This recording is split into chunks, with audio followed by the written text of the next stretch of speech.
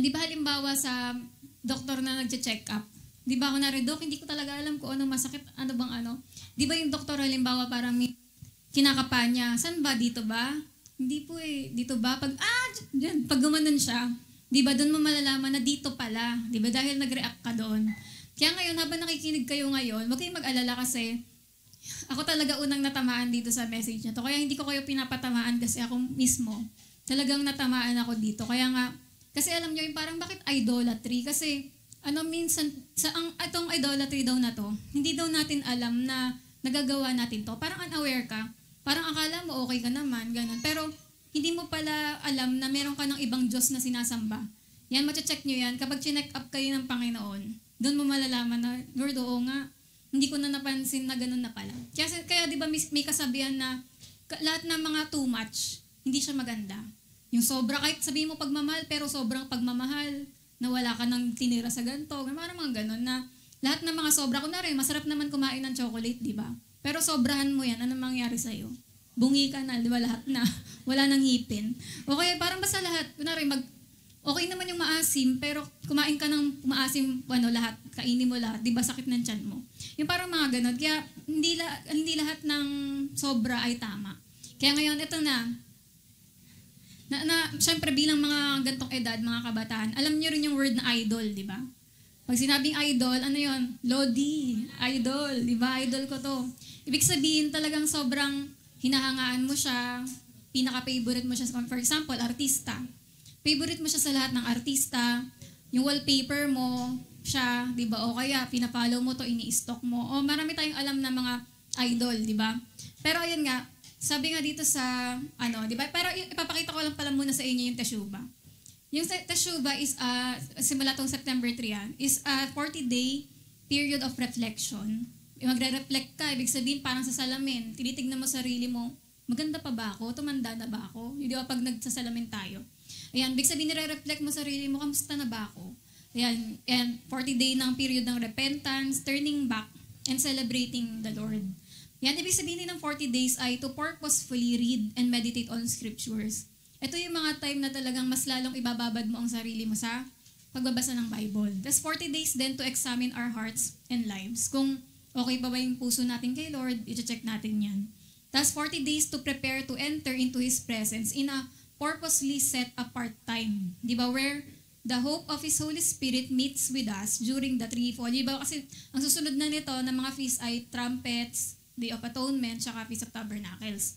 Kaya yun, parang after nito, parang pinaprepare mo yung sarili mo, lalong-lalo na nga yung sa Day of Atonement, ganun. Alam natin, kapag may mga feast, nakikipag-appointment ang Diyos. Ibig sabihin yan, ang pinaka-perfect time para mag-pray tayo na mag-pray kasi si Lord mismo nakipag-appointment, papakinggan ka talaga niya. So, ayun nga, balik tayo sa flee from idolatry. Yan, ito daw ay isang urgent command. Parang kagaya ng run for your lives. Parang ganun, na kung yung mga idolatry, tanggalin natin talaga sa buhay natin. Parang pag sinabi nyo naman, nalalabag ko ba yan? Syempre, matagal na naman natin sa ating tinuro na hindi tayo dapat sumamba sa mga rebulto, sa mga Diyos-Diyosan. Di ba? Pero alam nyo, itong picture, pakita natin. Pwede rin na hindi nga tayo sumasamba sa mga rebulto, pero maaaring meron tayong, ang Diyos natin ay pagkain. Yung mamamatay ka na pag di ka nakakain. Sinasapak mo na lahat ng kapatid mo kapag gutom ka.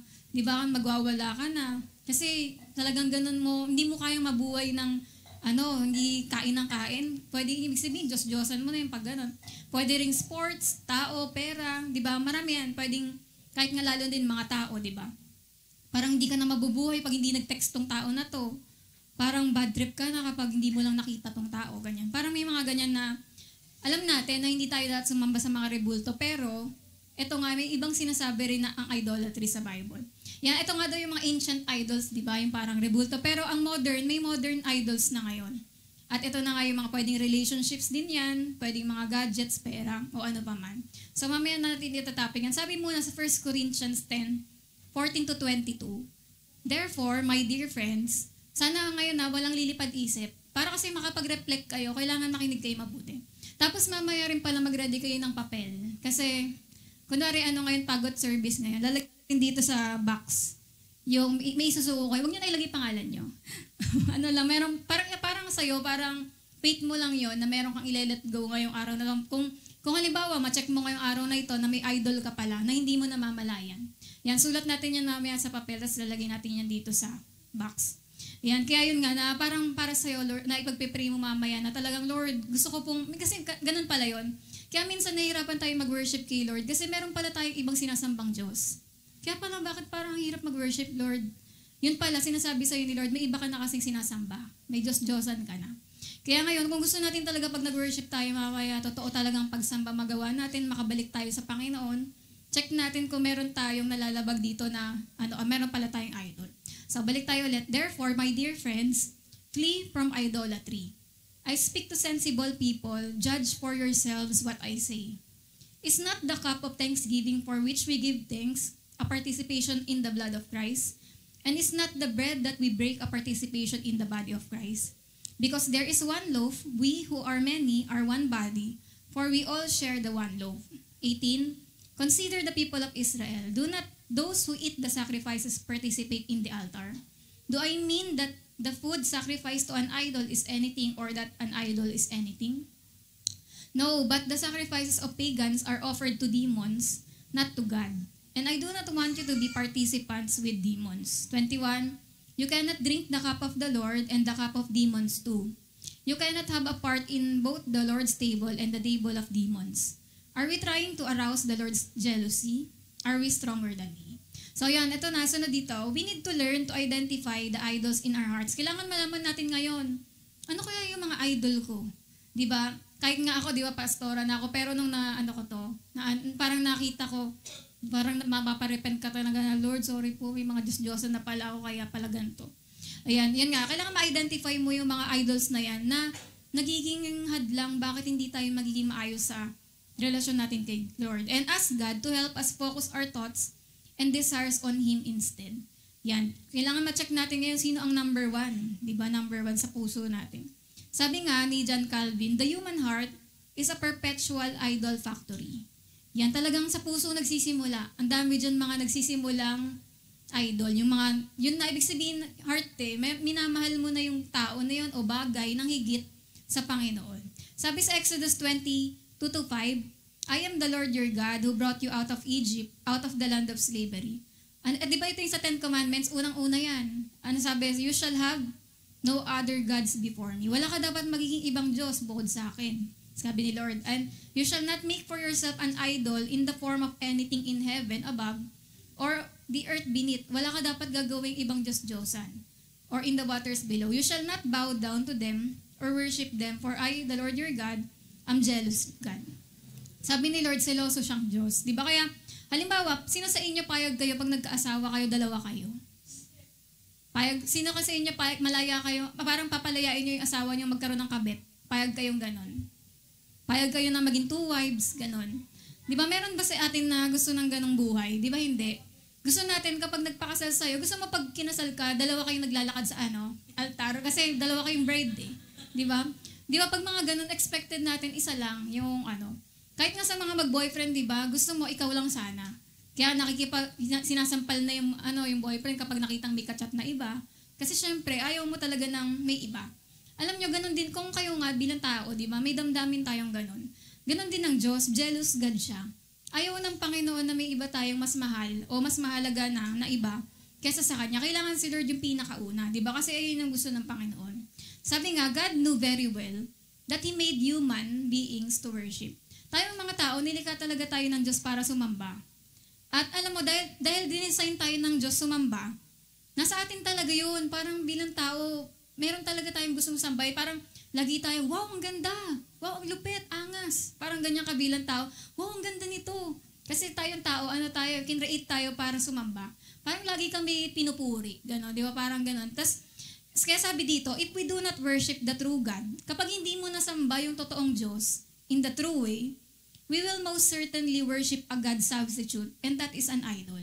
Kapag hindi mo, ang isang tao, pag hindi niya nakilala ang Diyos, pag hindi niya nakilala ang Diyos, ang mangyayari, sasamba siya sa ibang Diyos. Di ba? Nung hindi niyo pa nakikilala si Jesus, sino dito taas kamay, may mga idol kayo? Taas kamay, di ba? Lahat, di ba? Kasi syempre hindi niyo pa kilala na si Lord pala yung dapat maging sambahin. Kaya tayo, dahil hindi tayo nakakilala kay Lord, dahil kinreate tayo to worship, Naghahanap ka ng idol. Ang ganda nito, crush ko to, idol ko to, follow ko to si ganyan, ganyan. Kasi nga, ganyan na tayong nilikha. Na talagang meron tayong longing na may gusto tayong sambahin. Di ba naalala ko nga rin yung kwento ni Berna nung dati, ang tawag niya pa sa mga crush niyang mga, banda ba? Asawa ko si ganito, asawa daw niya si ganyan. Parang, tapos pag umaattend daw sila ng mga banda, o pag umaattend sila ng banda, umiiyak pa daw sila dahil ang ganda-ganda daw ng boses. Parang, di ba, ganun ka worship? Parang tayo, di ba? Pag kumakanta tayo kay Lord, napapaiyak tayo, di ba? Parang ganun din pala kabaliw talaga yung mga unbeliever. Pag nung unbeliever tayo na umiiyak tayo sa ganda ng boses ng River Maya, ng mga amin kasi dati, mga M2M, Eminem, mga para mga ganun yung mga boy band na tas mga, ganyan, parang dati, talaga, parang andali parang, sobrang ganda ng boses niya, napaiyak ka, ganun yung worship, di ba? Ibig sabihin, ina-idol talaga natin. At kung dati kasi, hindi pa ako malalim, hindi pa naman ako maalam talaga sa Bible.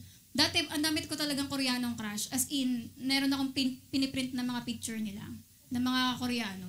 May dinidikit ako sa Bible ko pa ata dinig. Basta may mga dinidikit akong picture ng mga Koreanong crush ko, ganun. Tapos kapag ito yung, basta hahabulin ko lahat ng mga saan ko sila pwede mapanood, yung mga ganyan. Totoo talaga na nagiging, nagkakaroon talaga tayo ng idol kapag wala pa tayong pagkakilala kay Lord. Kaya sabi dito, our idols, alam naman natin, ang idol natin, hindi siya kahoy, hindi siya iron, bronze, marble, gold, silver, kundi, hindi siya estatwa, di ba? Kundi, ito yung whatever dominates your mind. Ano man yung, naghahari sa utak mo. Alam mo yung parang, for example, kung drawing lang, yung napuno na talaga yung brain mo ng, ayun. Alam niyo, may mga pagkakataon, naranasan ko yun. Prayer meeting, mag-worship tayo, pero yung utak ko wala dito. Kahit kumanta pa tayo, hindi talaga ako nakafocus kay Lord. Nandun ako sa pinanood ko, sa mga kung ano mga pinaggagawa ko, ganun. Kaya, alam mo yung ganang meaning, ibig sabihin, nawala na yung attention ko sa Panginoon kasi napuno na ako ng mga palabas, lumalabas na sa utak ko habang nag-worship yung artista na to, yung ganitong ganyan, mga ganitong mga kausap ko, o sino man na mga gusto mo makasama. Parang ganun. Ibig sabihin, nawala na yung mo sa Panginoon. Kaya sabi, it dominates your mind. Halimbawa, may mga addict din ako dati sa games.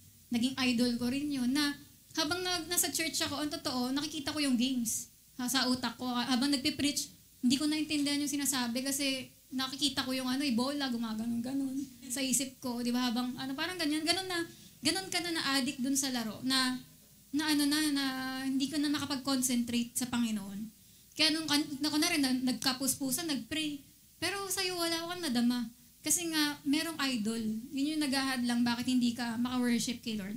Kaya sabi dyan, ito yung what we live for and we cannot live without. Kaya mag-ingat kayo dun sa mga pagsasabi nyo sa mga boyfriend, crush na, di ako mabubuhay nang wala ka. Ibig sabihin, sinasamba mo na siya. Di ba? Mahal na mahal kita, miss na miss kita. Magkita na tayo ngayon kahit anong oras pa. Di ba? Ibig sabihin yan, idol na yan. Yung parang masyado na kayong, hindi ko na ipagpapabukas yung miss ko sa'yo. Kaya magkita na tayo. Doon makikita mo yan na, addiction na, di ba? Idol na yan, na parang pag kay Lord, okay na, bukas na tong Bible, bukas ko na tatapusin to. Pero kapag doon sa tao, magkita na tayo, mahal na mahal kita, miss na kita. Yan. Parang hindi ko na naiiyak ako na boses lang narinig ko, gusto kita makita. Di ba yung mga tawag dyan, idol na yan. Kaya, parang pag kay Lord, pwede ipagpabukas, next time na to. Pero pag alam mo yun dun sa tao na yun, ngayon na. O kaya parang pinipilit mo na, ganun.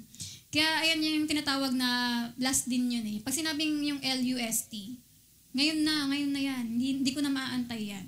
Galit-galiktaran siya ng true love waits, di ba? Yan, so ito yung mga hindi kapag ka nawala to sa'yo, hindi ka na mabubuhay. For example nga, mamaya, marami pa pala. Tapos ito nga, kaya balik tayo sa urgent command, yung flee from idolatry. Yan, kailangan, sabi nga sa chapter 8 dyan, may sinasabi dito si Apostle Paul na yung love limits liberty. Alam niyo yung sinabi sa Bible na pwede mo naman gawin lahat, di ba? Pwede mo gawin lahat ng gusto mo, kung gusto mo gawin yun eh. Pero hindi lahat may pakinabang. Halimbawa, pwede mo naman talagang pwede ka naman talagang gawin mo yung mga gusto mo gawin.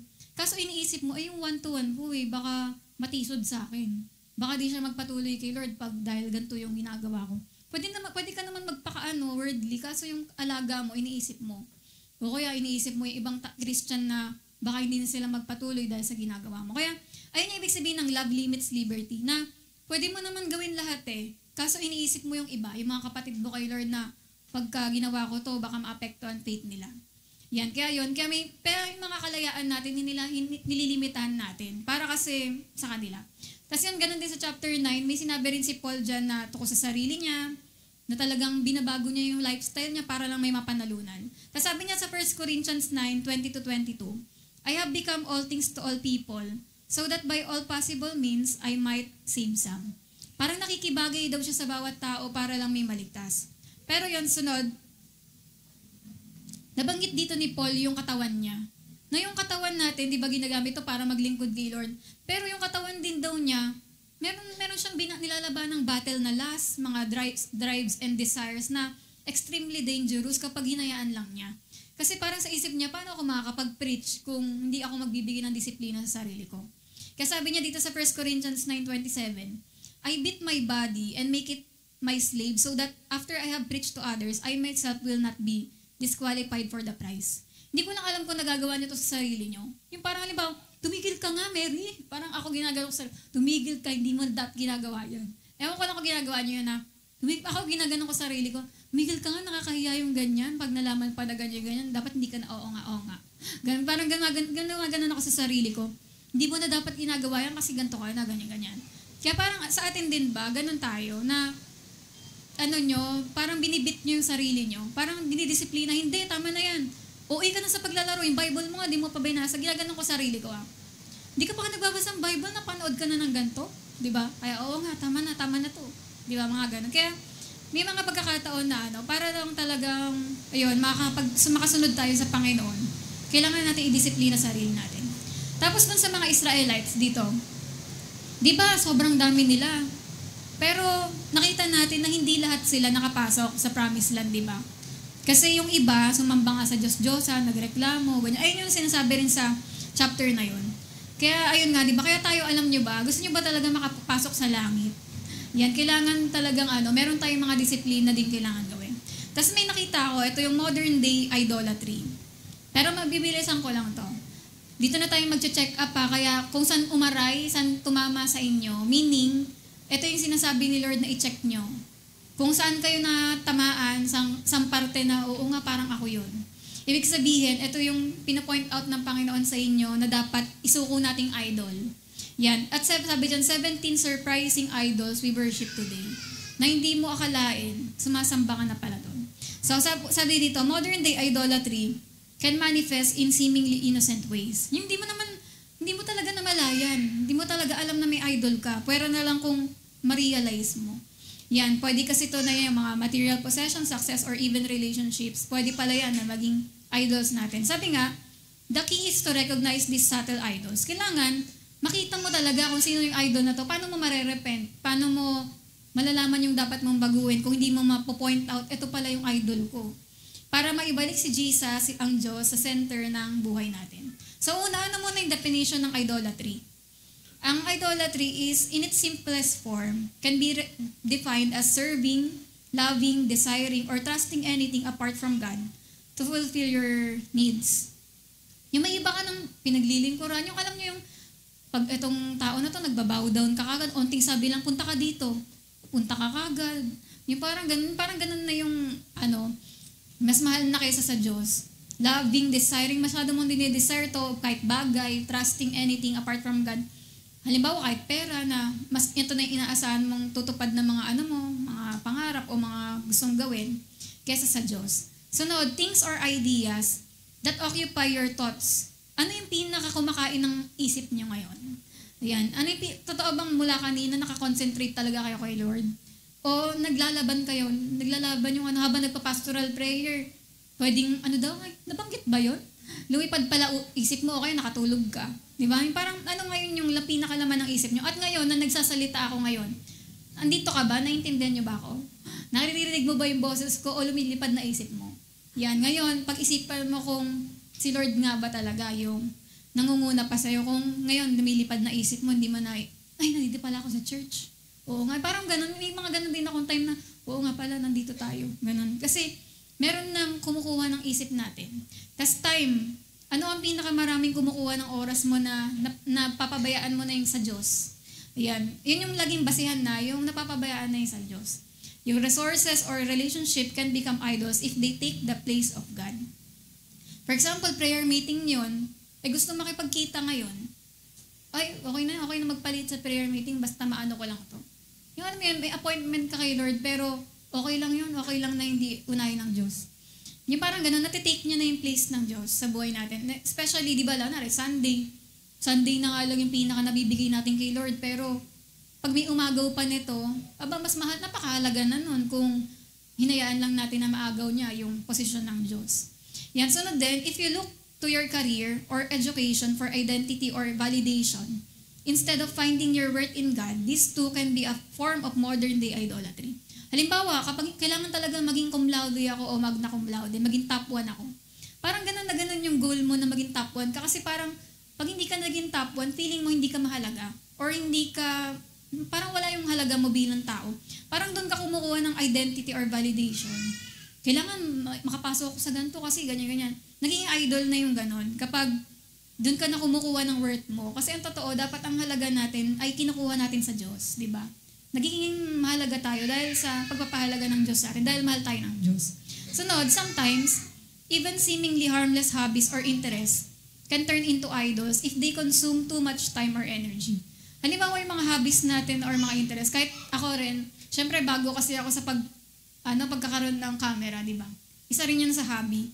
Na parang dumarating sa time sa isip ko, okay na ako dito. Dami ko nang kinokonsume na time na dapat magets ko maaral to. Ano ba yung mga parts ito? Parang alam nyo, sobrang minsan, may mga time na ang dami nang kinuha na oras sa akin ito. Parang ganun, maano ka na biglang ayaw mo na muna. Dahil parang nawawala ka sa devotion mo. Or sa pag may mga pinupush tayo, mga interest natin, mga hobbies, na akala mo, okay naman yun, di naman masama. Pero ang masama, kung kinain na ako nung hobby na yun, na napabayaan ko na yung ibang bagay, lalo na yung sa Panginoon. Social media, for instance, can easily become an idol. Sabi nga nung nabasa ko, tinest niya daw sarili niya. Kayo, check nyo rin, try nyo yung ganun. Nandito cellphone nyo, sa harapan nyo. Tapos, ang totoo, wala ka namang gagawin sa cellphone mo. May iba kang ginagawa. Pero wala ka naman talagang gagawin sa cellphone mo. Pero, nagugulat daw siya dun sa kamay niya, pabalik-balik siya sa cellphone. Yung kahit hindi na siya aware, kinukuha ng kamay niya yung cellphone. Hindi na niya kaya, nang may gagawin siya na hindi niya hawak cellphone. Kaya check niyo sarili niyo kung addict na yung kamay niyo. Na, ganun, wala naman talaga akong dapat gawin sa cellphone ko. Pero, automatic na siya na bigla niya kinukuha yung cellphone. Automatic na ganun ng ganun. Wala na, ibig sabihin, naging slave na yung kamay mo ng cellphone na yun, di ba? Idol na siya kasi, ang totoo, di ba, wala ka naman talagang gagawin sa cellphone, pero bakit nagpunta ka na naman sa ganito, scroll ka naman. Ayan, kaya tinaalis nun yung attention natin sa Panginoon. Tapos sabi rin dito, idolatry, it starts in the heart. Nagsimula siya sa puso, nagkikrave siya, wanting, enjoying, being satisfied by anything that you treasure more than God. That is an idol. Yung parang nandun na talaga yung delight mo. Kulang na yung araw mo pag hindi mo nagawa to o hindi mo siya nakita, hindi mo siya nakasama, hindi siya nag-text, hindi kayo nakapag-chat, o ganun-ganyan. Di ba parang, o kaya, pwede rin, di ba, addict ka sa pagkain na pag hindi ka nakakain ng pagkain na yun ngayong araw, ang lungkot mo. Di ba, nagiging idol na rin yung ganun. O kaya, paano sa inyo? Yung kape ba, talagang hindi ba natin idol? Pagka nawalan ka ba ng kape sa isang araw, mamamatay ka na. Di ba? Kaya, parang mga ganun bagay na ano yung mga you can't live without. Di ba? Tapos, sabi nga rin dito, Paul calls this covetousness a disordered love or desire, loving more than God what ought to be loved less than God. Yung covetousness, yung gusto mong makuha yung mga bagay, masyado mong minamahal yun na hindi naman dapat ganun yung pagmamahal na ibigay mo doon. Pero, yun, mas na ibibigay mo yung mas love na yun. Kaya sabi dito may tanong, identifying the worship of idols in our own lives.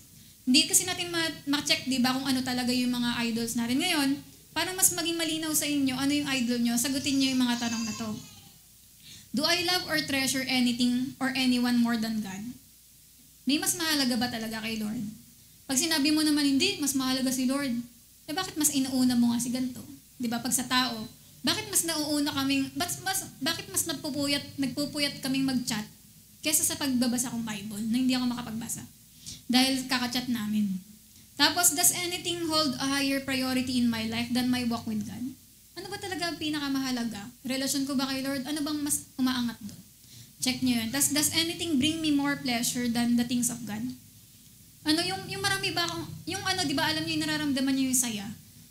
Yung, kanina na ba ako masaya ngayon? Sa Diyos pa ba? O ang pinakamasayang moment ko na pagkasama ko si ganito? O kaya kapag ginagawa ko yung gantong bagay? Yan. Parang pag kinompare mo, hindi ka na masaya kay Lord. Pero doon ang saya mo. Kaya ibig sabihin idol na yon kung gano'n. Thus, do I place my identity in anything over my status as a child of God?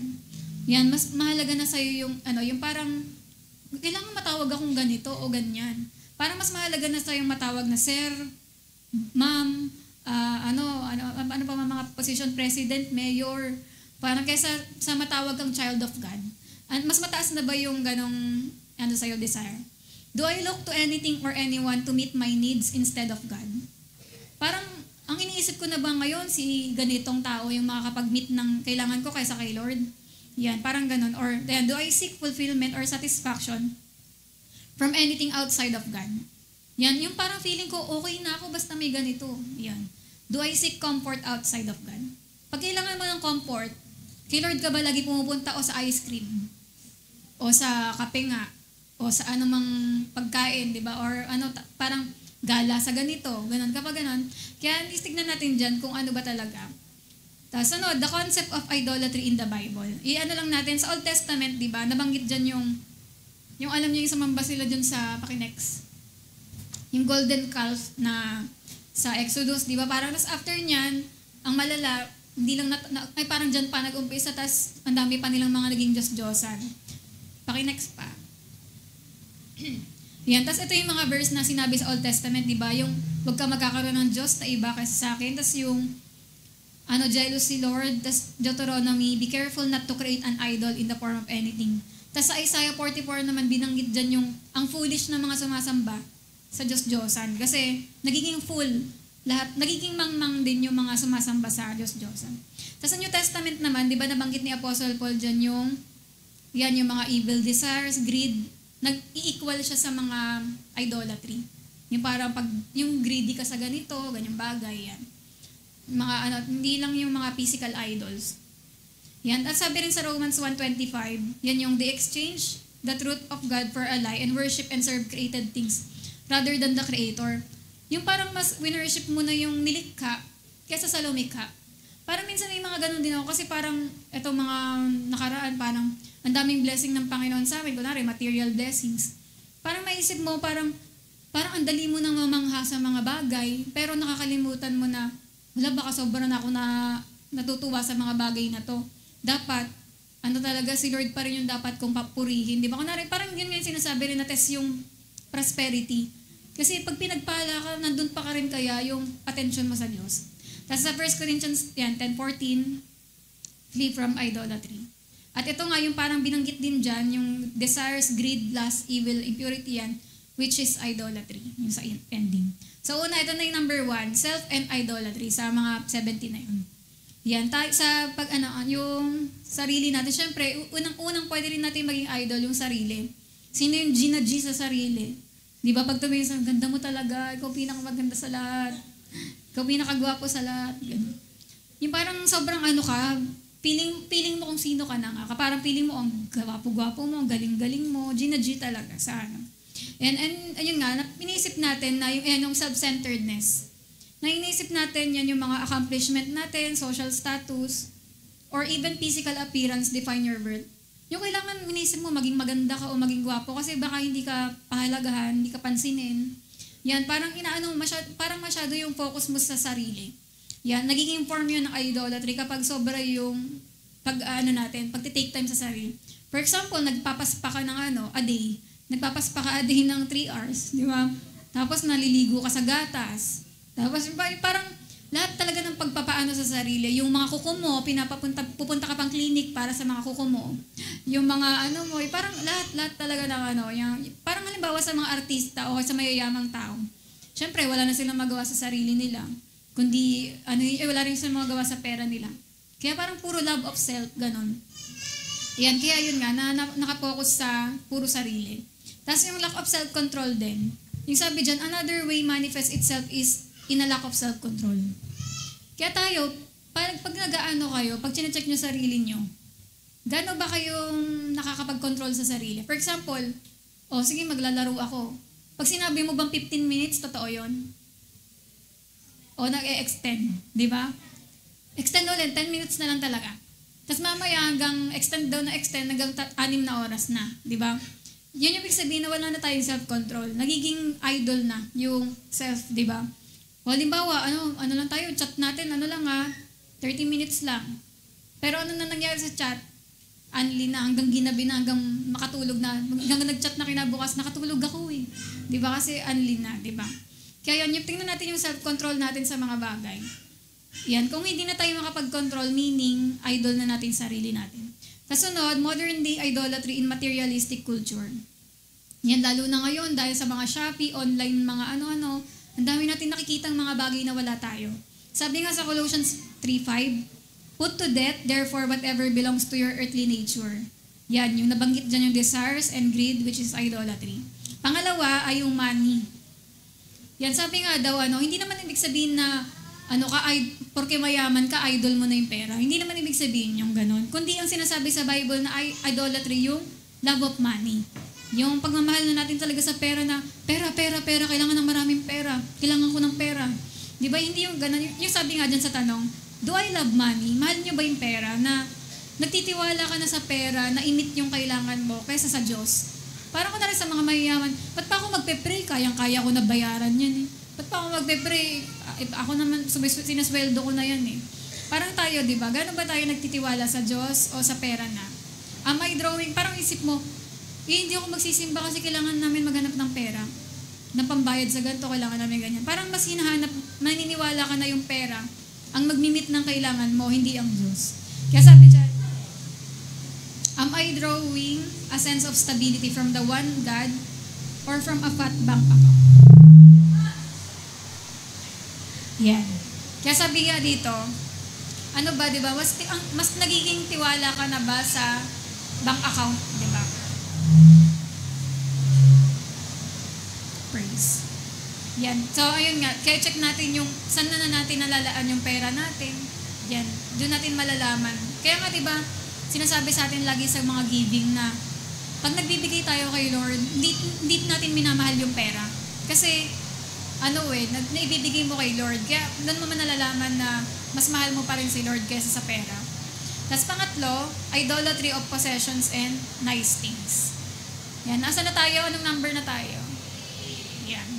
So ngayon, sabi dyan, di ba, yung halimbawa yung yung mga gusto natin, car, clothes, gadgets. Yan, pwede rin natin na maging idol yan. Kung nadidistract na tayo sa relationship natin kay Lord. Dahil sa mga pagkakaroon natin to. Halimbawa, may mga ganun din akong pagkakataon kasi dahil bago to, syempre inaalam ko kung paano to gamitin. Parang hanggang sa hindi ko na namamalayan, ang dami ko na palang nilaan na time doon. Kaya, parang mga ganung mga bagay, kailangan mo laging i-check yung sarili mo na si Lord pa rin ba talaga? Di ba yung nangunguna? Kaya tayo, di ba, pag nagkaroon kayo ng mga bago din, ng mga gamit, nadidistract na ba kayo? Lalo na pag mga gadget yung mga cellphone, tablet, or mga laptop, mga ganyan-ganyan, mga gamit. Parang doon tayo na-test din, di ba, kung okay pa tayo sa time natin kay Lord. Yan, tapos may kwento dito, sabi niya, yung babae na to, nagkaroon daw siya ng ugly breakup. Nakipaghiwalay siya sa boyfriend niya. Tapos para daw matigil niya yung depression niya, pinuno daw niya yung cabinet niya ng mga damit, tapos mga sapatos, para daw ma-feel niya na maganda siya. Tapos, nag-invest din daw siya sa mga beauty products. Binili niya yung mga pang-makeup, ganun. Tapos, dinedecorate niya daw lagi. Iba na yung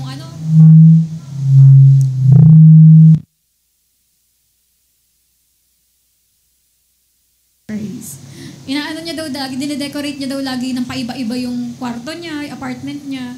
Tapos yun, pero sabi niya, rather than turning to God, imbis na sa Diyos daw siya kumuha ng joy tsaka ng comfort, daw, hindi siya nasatisfy dun sa mga pinagbibili niya, sa mga pinagagawa niya, na ang empty lang daw.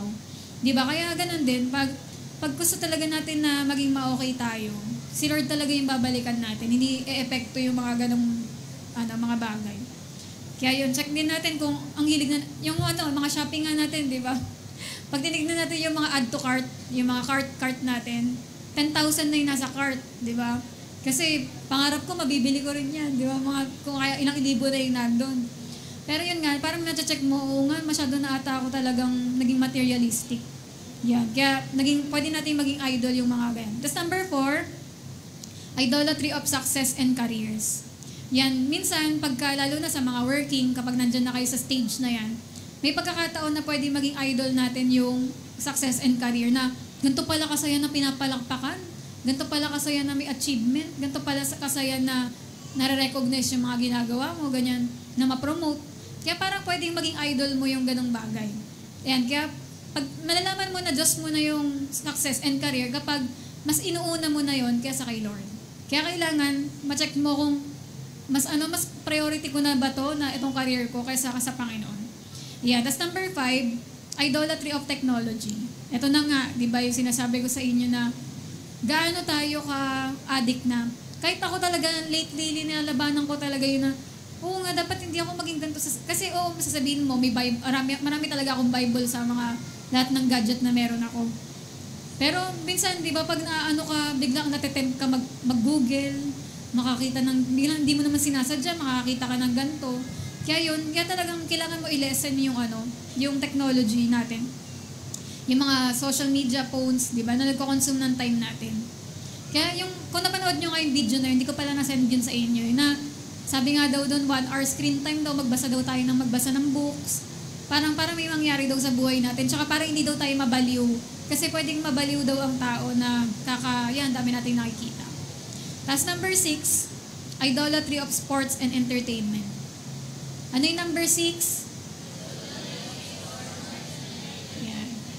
Yan. Ngayon, hindi ko lang alam kung may mga ganito sa atin, di ba, na talagang sobrang kayo addict sa mga sports, ganun, na pwede na siya maging idolatry, yung parang ina-idol nyo na yung tao. Yung calendar nyo sa bahay, yung player ng basketball na ganito. Yan, kasi ganun dati si Kuya Dave, yung kwarto niya puro si Lebron ba yun? Si ganyan-ganyan. Parang, tas may mga siya, mga dinidisplay sa kwarto ng mga ganun. Tas talagang laging pinapanood yun, hindi pwedeng ma-miss out yung mga games ng mga players, ganyan-ganyan. Parang habang nag-e-exam ka na, alala mo, laban ngayon nila ganyan, ganyan-ganyan. Parang masyado kang na-contain nun, na hindi ka na nakapag-concentrate sa devotion mo. Yan, yung entertainment ba, at saka mahilig tayong, may, doon, may nag-acting, may gumaganyan dyan. Parang kung saan merong event, doon mo gusto pumunta. Sino sa inyo yung pag may piyesta, nakikilabas kayo? Uy, may parada, lalabas. Yung parang lahat ng mga pangyayari sa labas, yan. Yan, yun tayong mga entertainment, tsaka syempre yung mga, kasama na rin dyan yung mga, lahat na mga pinapanood na natin. Kagaya sino dito, sana wala naman. Sana wala sa inyo nagbababad sa mga Netflix, mga nanonood pa ng mga K-dramang episode na kumukonsumo na talaga ng buong oras nyo. Yan, nakaka-convict talaga manood ng gano'n. Kasi galing ako doon sa mga ganong bagay. Yung nakaka-convict na hindi ka nga nakapag 7 chapters pero naka 20 episode ka. Diba? Kaya parang alam mo yun, mga ganyan, nagiging idol natin. Number 7, idolatry of fame. Yan, meron pa ba dito siguro sa mga kabataan, nagde-desire kayo na maging famous kayo. Di ba? At isa rin dyan modern day idolatry yan.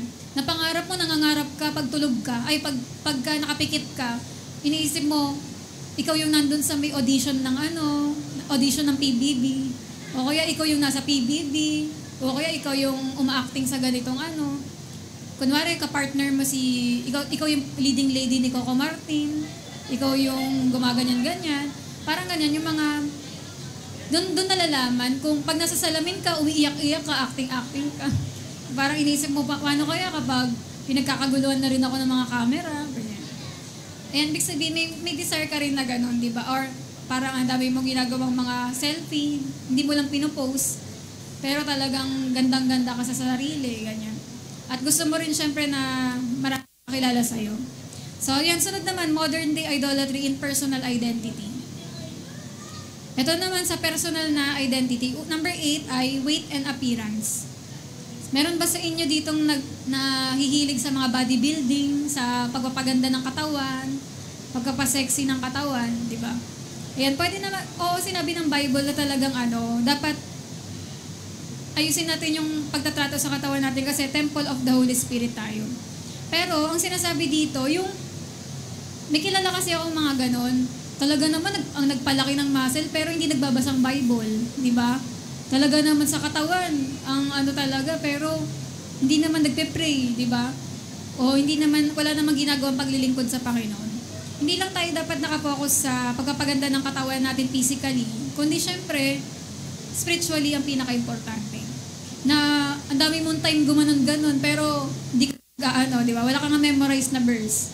Yeah, that's number, 9, hobbies. Yan, ito nga yung may mga hobby tayo, pwedeng may mga mahilig sa inyo sa music, nagpe-paint, cooking, mahilig kayo magluto, mga hobbies na mga ganyan. At, ayun nga, di ba, hindi naman masama magkaroon ng mga hobbies or makilala tayo as painter, as guitarist o pianist. Pero ang masama lang dito, yung parang na-consume na yung pinaka-time mo ng career na yon or ng hobby na yon. Na parang wala ka nang pakialam sa pag-spend mo ng time kay Lord. Yan. Kaya, isa rin yun sa pwede natin, i-check natin kung ang dami mo na palang ginastos. Kunwari, painter ka. Kasi halimbawa ako, nagpe-paint din ako dati, di ba? Talagang ang gastos ng pintura, di ba, CJ? Di ba, pag yung brush, magkano na, yung ganito, magkano. Parang pag inisip mo, ang dami ko ng gastos dito, pero kapag sa church na mga offering, hindi ako nagbibigay. Pwede rin pala maging idol natin yun kung mas marami na tayong time doon kaysa sa Panginoon. Tapos ito naman sunod, modern day idolatry in relationships. Yan, dito na kayo makinig mabuti. Number 10, romantic relationship. Pwede daw kung asawa, pwede rin yun na, for example, nung mga una-unang kasal kayo, pwedeng ma-addict kayo sa isa't isa, di ba? Dahil nga, tuwan-tuwa kayo, ganun, sa una. Tapos yan po, or someone you're dating, or that handsome co-worker, seeking satisfaction in our significant other. Ayan, pag ginawa nating idol yung partner natin, sabi dyan, nagsiset up natin sila for failure.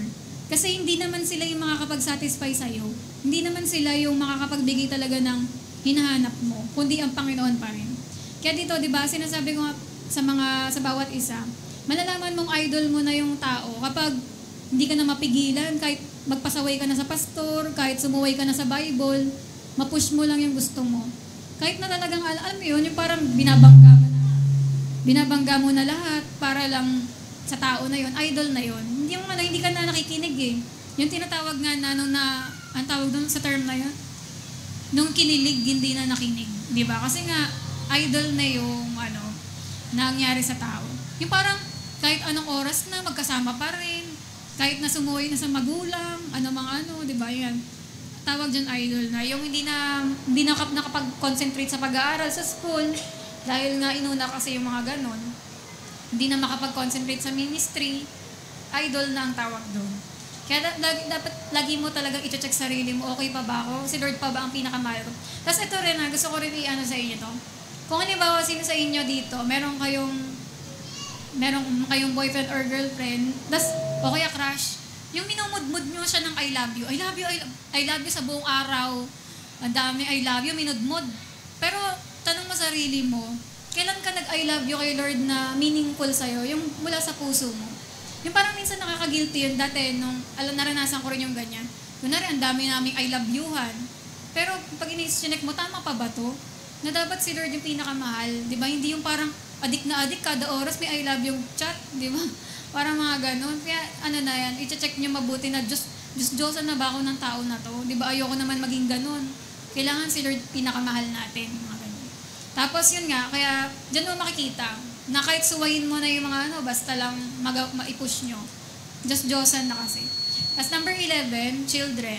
Yan, kung may anak na kayo, ayan, pwedeng matempt kayo na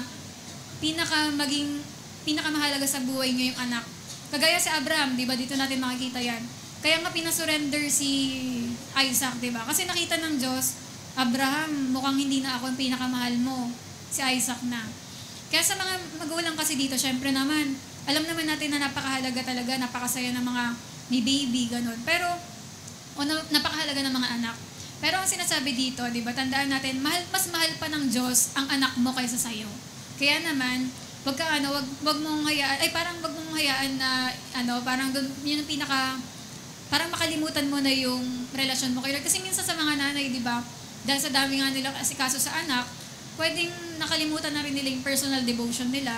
Hindi na nag-devotion magmula nung nagkaanak, kinalimutan na yung mga ganun. Kaya may mga ganun din namang extreme na, nawala na sa relasyon kay Lord dahil sa pag-intindi ng mga anak. Tapos, 12, friendship and family relationship. Yan. Di ba may mga sinasabi kasi tayo dito na, pamilya kasi yun kaya inuuna nila yun. Pero tama ba na every Sunday na lang meron kayong gala ng pamilya? Yung parang once a month na lang makasimba kasi lagi daw nasa beach yung pamilya or merong party doon, may reunion dyan. Di ba parang doon mo makikita na mas mahalaga na yung pamilya kaysa sa Diyos. Kasi kahit na yung pinaka-time mo na lang kay Lord, inaalis pa. Di ba? Kaya doon ka na mamimili. Hindi naman po dapat every Sunday party tayong pamilya. Di ba? Ito na nga yung time ko kay Lord. Kaya diyan nyo rin na yung family relationship na hindi pwedeng pag sinabi ng nanay mo, huwag ka na magsimba. Paano naman yung relasyon mo kay Lord, di ba?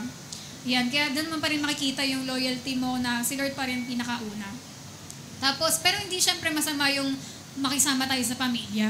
Huwag lang yung every Sunday absent ka na dahil puro family yung reason. Ayan, tapos yung friendship, di ba?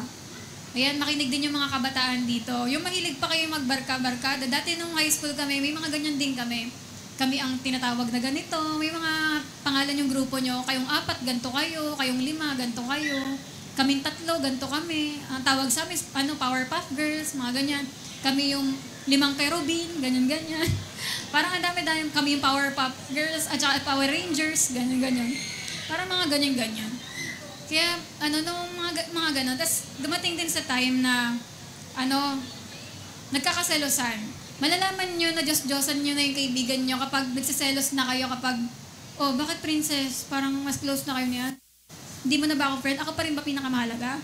Di ba? Parang parang, pag napadikit lang kay ganito, tayo pa rin ba best friend? Di ba tayo lang best friend? Di ba? Idol na yon yung parang masyado ka nang nagsiselos kapag yan, kaya dapat, pa rin, dapat, ibigyan natin huwag natin sakalin yung kaibigan natin. Kundi, talagang, yun mo lang siya na, yan, kung si Lord, di ba, ayun kasi natutunan ko yan, na si Lord talaga yung dapat best friend natin. Siya talaga yung pinaka-pinaka, gano'n. Kaya, yung dati kasi naranasan ko yan, ang dami yung kaibigan na sumakal sa akin. Kaya ayoko na parang ayoko puro kayo na lang. Gusto ko marami. Parang sinasakal ako na pag dumikit ako kay ganyan, selos si ganito. Kaya pag dumikit ganyan, selos naman si ganyan. Ayun, pero parang ngayon, doon mo makikita na nagiging Diyos-Diyosan natin. Parang pinipiga ako na kailangan ikaw lang yung paglaanan ko ng ganon. Kaya ang hirap na nagkakaroon ng problem. Tapos, pag hindi ka nag-prayer meeting, hindi rin siya magpe-prayer meeting kasi Diyos ka niya. Di ba? Diyos-Diyosan ka kasi niya. Pag di ka umattend ng care group, di rin siya atin. Di ba? Parang ganun. Paano yun? Dapat hindi pa rin. Dapat ikaw mismo sa sarili mo. Di ba? Kahit mag-isa ka lang para... Pero hindi naman ganun. Kung sinasabi lang natin, wag addict. Di ba? Sa kaibigan natin. Yung parang yung grupo nyo na, grupo-grupo lang tayo lang lagi, walang papasok dito, walang titibag, ganyan-ganyan. Parang mga ganun ka-addict. Pero lang yan, di ba? Siguro pag nakita nyo yung nagsiselos na kayo, masyadong exclusive yung nyo, addict na yan, para nagiging idol nyo na yung inyong Powerpuff Girls na grupo, ganyan. Yan, tapos yung yan yung kailangan ng goal natin, yung mga kaibigan natin, dalhin natin kay Lord. Di ba? Dalhin natin sa Panginoon. Nang sa ganun, hindi ma-addict sa atin. Yan. Tingnan nyo, nung dinala ko yung mga kaibigan ko kay Lord, di na sila na-addict sa akin. Yan. Kaya mabuti yung nangyari. Sunod naman, idolatry of emotions and desires. Yan. Ito naman, pwedeng yung mga emotion kasi natin, pag ito na yung nangunguna sa inyo, pwede rin pala niya maging idol. Sabi daw yung, pang 13, sabi dyan, passion. Yan, hindi naman masama yung passion, pero kung itong passion na to, yun, pinalimot ka na sa mga pinaka-importante. lalo na sa Panginoon, yan. Pwede yun papaanoin ko na lang, bibilisan ko na lang. Kaya dapat, wag nyo hayaan na yung passion na yung mag-overtake ng mga bagay-bagay na pinaka-importante, kailangan i-balance pa rin. 14, yung anger. Yung bakit ka magagalitin kasi, parang iniisip mo meron kang kailangan makuha, ganun. Is there something here too important to me? Something I am telling myself I have to have at all costs. Yung kaya ka nagagalit kasi kailangan makuha mo to, ganun. Yung mga bagay na to. Tapos yung 15, joy and happiness. Siyempre positive yan, di ba? Pero, ang magiging idol mo yung ganyan. Kunwari, pag hindi na masaya yung program, ayaw mo na, uuwi ka na. Yung gusto mo laging masaya lang, hahanapin ko yung kasiyahan ko. Di ba? Hanapin ko kung sino ako sa Amerika. Ganyan, yung parang, ano ka, parang kailangan laging hahanapin mo yung mga bagay na makakasaya sa'yo. Kasi alam naman natin na hindi laging masaya, di ba? Kaya dapat hindi yung parang yun na lang yung reason ng buhay mo, ang goal ko sa buhay, maging masaya. Kundi, the 16, ayan naman yung last din, na yung mga physical desires, na parang mas nangunguna kaysa sa mga spiritual growth natin sa pagpili natin kay Lord. Yung parang hindi ngayon na, kahit na naapektuhan na yung mga connection natin sa Panginoon. Hindi ka na makapag-antay. Ibig sabihin kasi ng last, I want it now. Ganon. Hindi ka na makapag-antay. Yan. That's number 17, yung idolatry and spiritual fulfillment. Yun nga, pwede rin daw ito, pag umattend ka ba sa church, ano ba yung pinaka iniisip mo na, ay, magpe-perform ako ng talents ko, gusto ko makita nila na magaling ako kumanta o magaling ako tumugtog. Gusto ko makita nila na magaling ako sa ganito. Yan, ganun ba yung goal natin pag nag-church tayo, na i-admire tayo ng iba, para maging crush ako ni ganito, para mapabilib ko si ganito. O pag nagsisimba ba tayo, gusto natin kasi yung ma-achieve yung true spiritual fulfillment. Gusto natin mag-worship, di ba, sa Panginoon talaga. Ibigay sa Kanya yung glory, hindi yung sa atin. Tapos sabi nga rin dyan, if in your daily life as a Christian, yan, napakahalaga na i-prioritize natin yung personal relationship natin kay Lord. Lalo na yung piliin natin yung mga eternal things, di ba? Na pinakamahalaga pa rin sa buhay natin. Yan, tapos sabi, finally, remember that your spiritual fulfillment thrives on grace, humility, and love. Kaya naman, by actively pursuing a relationship with God and remaining mindful of potential idols, ano yung mga pwedeng nagiging idol na sa buhay mo, na yun pala ang reason, kaya hindi maging okay ang pagsamba mo sa Panginoon or ang relasyon mo kay Lord. Kaya sabi, you can stay on the path to a more fulfilling life in Christ. Tapos ito yung sin of covetousness, di ba? Ayan nga, para daw hindi tayo maging, kasi greedy, yan yung naging cause ng idolatry. Dapat daw maging grateful tayo everyday. Lagi tayo maging mapagpasalamat kung ano meron tayo. Yung true contentment, ayan, comes from your faith and your relationship with God. Tsaka pag naranasan nyo na si Jesus na yung, nakanta nyo na ba sa buhay nyo yung more than anything, di ba? More than anything. I love you, Jesus. More than anything. More than worldly wealth. More than life itself, di ba? Tsaka yung ano ba yung kanta nating Tagalog? Higit sa lahat ng bagay. Ano yan? Ang nais ko ay purihin ka, Jesus, di ba? Na ang nais ko ay purihin ka, Jesus. Ang nais ko ay sambahin kang lubos. Masigit sa lahat ng bagay, masigit pa sa aking buhay. Di ba? Kaya ang kinagandahan, alam nyo, kapag nag-worship tayo kay Lord, bumabalik siya bilang Diyos natin. Kaya mamaya habang kumakanta tayo dito, nililay down nyo na yung mga idols nyo na, Lord, hindi, ikaw pa rin yung, pag kinakanta natin yung wala kang katulad, Lord, wala kang katulad. Wala nang hihigit sa'yo. Hindi po, kahit na po ang dami kong mga ginawang mga ganun, hindi, ikaw po talaga yung pinaka reason ba't ako nabubuhay. Kaya yun yung kinagandahan pag nag-worship tayo, bumabalik ang Diyos bilang number 1 sa buhay natin. Kaya habang kumakanta tayo mamaya, di ba, i-ano nyo yun, na Lord, hindi, ikaw pa rin po talaga yung una sa akin. Hindi po yung mga kung ano-anong mga bagay. Binabalik tayo ng worship sa totoong relasyon natin kay Lord. Kaya ulit yung sabi, flee from idolatry. Kinreate tayo para mag-worship. At kung hindi natin maibibigay yung worship na yun kay Lord, sasamba tayo sa ibang bagay. Kaya kailangan matanggal yung ibang idols natin para talagang ma-worship natin ang Panginoon. At tandaan nyo to, Christian worship is intimate sharing with Christ. Na kapag kung sino kasing sinasamba mo, nagiging close ka doon. For example, poging-pogi ako sa K-pop na to. E di, nagiging close kami, nagkakaroon kami ng relasyon. Kaya nga tinatawag ng iba, asawa pa daw nila, di ba? Kasi sinasamba nila yung tao. Kaya tayo rin, kapag habang sinasamba natin ang Diyos, tama yung sinasamba nating Diyos, nagiging close tayo sa Panginoon lalo. Kaya yun, kaya kailangan matanggal yung ibang idols natin kasi si Lord, ano nga siya, seloso siya. Ayaw niya na may iba tayong Diyos.